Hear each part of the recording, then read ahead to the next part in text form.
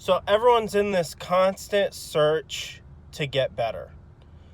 And we try a lot of different stuff, but sometimes there's not enough recording and analyzing of what you're doing. And everyone learns differently, and everyone has things that work really well for them and then things that don't work as well. And it's all different. It's like this huge variety of stuff that either helps us or doesn't help us. So you, as an individual, have to be a master of what specifically works for you and what doesn't work for you. And if you're not recording and analyzing what you're doing, then you might miss out on what actually works for you and what doesn't.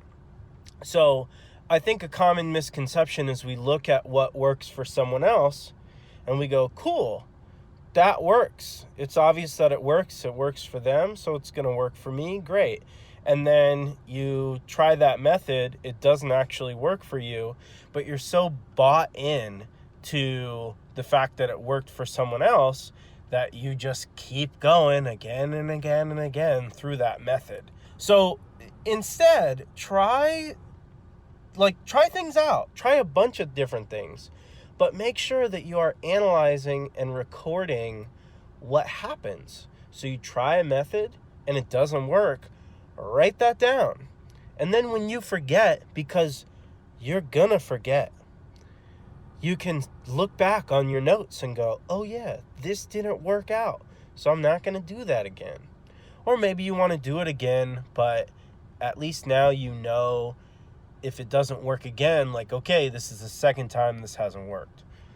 As opposed to something that works really well for you. You wanna latch onto that and keep that in your circle of thought at all times. So when you find something that works, great. Now, over time, you are getting rid of the things that don't work. You're keeping the things that work well for you, and you just keep getting stronger and stronger, building methods that work well for you.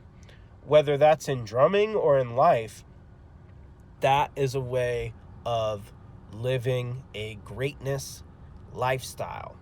And that's something that, you just have to have that self-awareness and take that little extra bit of time out of your day to sit down and say, okay, I worked on this. This is the method I used. It worked really well. Check. Or this didn't work very well. X. And just document your progress with what you're doing so you can have more consistent, more reliable results in the work that you're doing.